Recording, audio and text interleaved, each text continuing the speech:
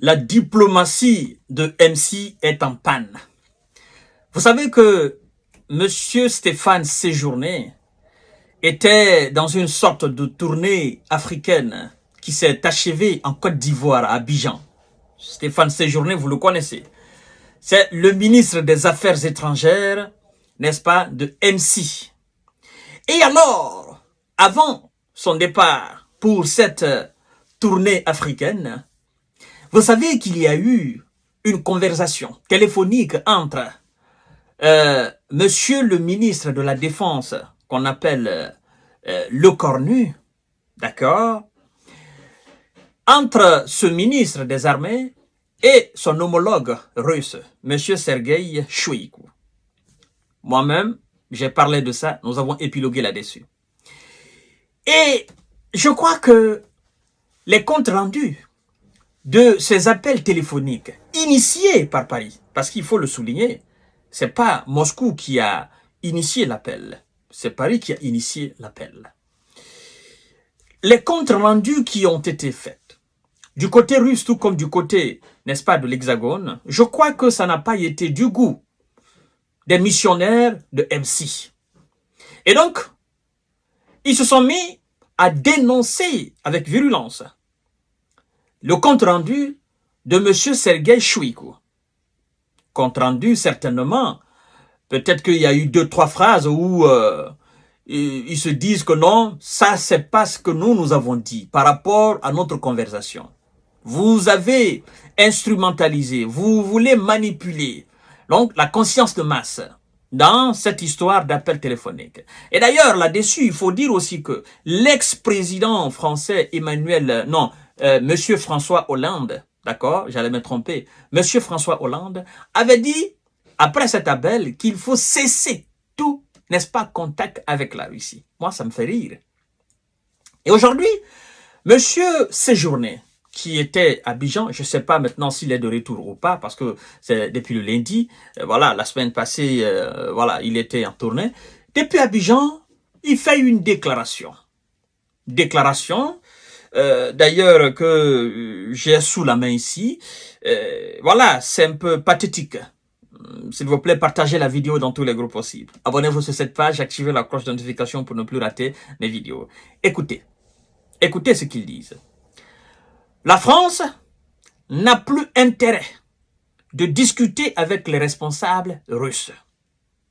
Donc, vous voulez dire, M. Séjourné, vous voulez dire que avant que votre ministre de la Défense ne fasse cet appel, la France avait l'intérêt de discuter avec la Russie, les responsables russes, n'est-ce pas? Monsieur Séjourné, laissez-moi vous dire, la France discute avec les responsables russes jusqu'à présent et elle discutera toujours avec les responsables russes jusqu'à demain. Vous comprenez? Parce que vous achetez des produits russes. Vous ne les achetez pas des mains des animaux.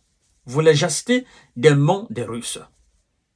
Vous coopérez dans plusieurs domaines qui n'ont absolument rien à voir avec l'Ukraine. Dites tout simplement que par rapport à la situation ukrainienne, la France ne discutera plus avec les responsables russes par rapport à la situation ukrainienne. Et même par rapport à cette situation, vous serez obligé demain de revenir sur vos paroles, faut revenir sur vos pas et d'appeler encore la Russie. Parce que l'Ukraine compte sur vous, sur l'Allemagne, sur les États-Unis. Et donc, c'est vous qui devez initier, n'est-ce pas, un plan de paix. C'est vous qui devez initier, n'est-ce pas, de négocier avec la Russie. Et donc, si vous vous dites que vous n'avez pas intérêt à discuter avec les responsables russes, ça veut dire que c'est pire pour l'Ukraine. D'accord, mesdames et messieurs, partagez la vidéo dans tous les groupes possibles. Il dit, je cite, « Il n'est plus dans l'intérêt de la France de discuter avec les responsables russes », a déclaré le ministre français des Affaires étrangères après un rare entretien téléphonique mercredi entre ministres des armées russes et français. N'est-ce pas? En matière de contre-terreau qui s'est soldé par des comptes rendus divergents. En matière de contre-terreau. Alors, ce n'est pas aujourd'hui notre intérêt de discuter avec les responsables russes puisque les communiqués qui sortent, les comptes rendus qui en sont faits, sont mensongers, a déclaré Stéphane Séjourné aux médias France 24 RFI, naturellement depuis Abidjan, où le ministre achevait, n'est-ce pas, une tournée africaine. Alors, mesdames et messieurs, ça fait rire, n'est-ce pas? Vous savez, quand on est diplomate, qu'on est ministre des Affaires étrangères, il y a des termes qu'il ne faut pas employer. Parce que vous serez attaché demain par ce même propre terme. Quand vous dites la France ne discutera plus avec les responsables russes, la France n'a plus intérêt,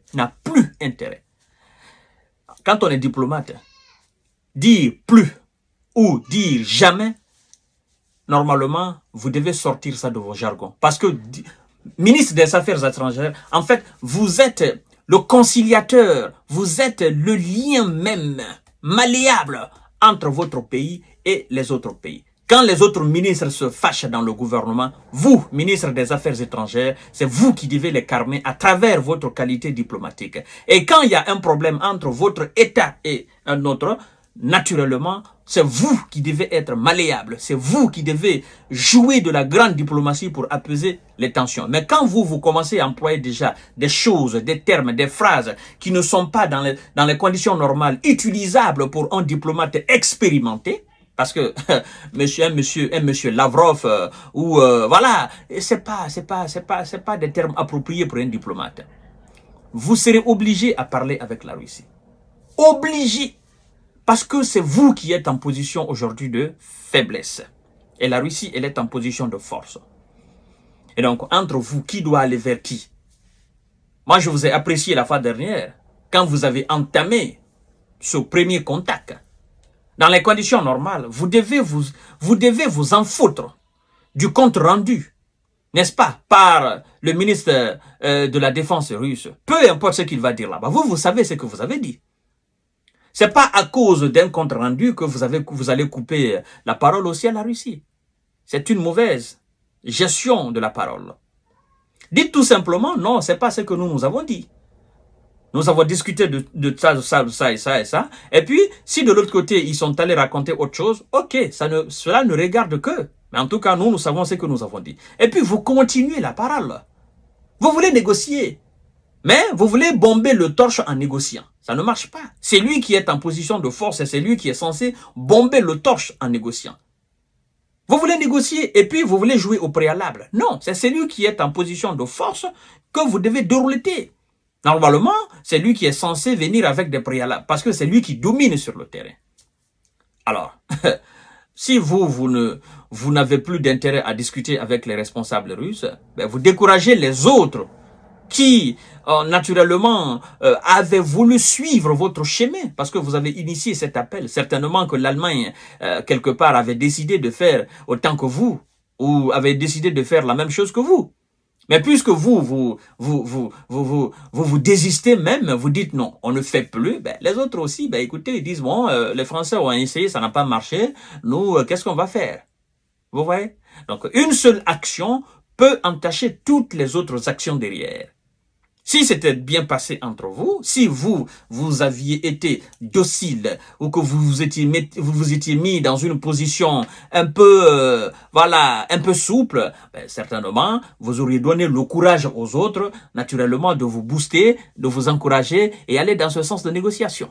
Mais tout ce que moi je sais, tôt ou tard, vous allez venir vers la Russie pour négocier. C'est la vérité et c'est la réalité des choses. Parce que vous n'avez pas les moyens pour la mettre à genoux sur le terrain. Vous n'avez pas les moyens pour la battre sur le terrain. Et tout ce que vous pouvez faire, c'est de négocier. Vous n'avez pas les moyens. Moyens économiques, moyens militaires. Sur tous les plans, vous n'avez pas les moyens. Voilà. Mesdames et messieurs, et à tout à l'heure pour notre série d'informations et de décortiquage. Partagez la vidéo dans tous les groupes possibles. Ce monsieur, il manque d'expérience. Voilà. Vous savez, ce sont des jeunes qu'on a pris, ramassés de gauche à droite pour composer un gouvernement. Donc, il manque énormément d'expérience, au fait.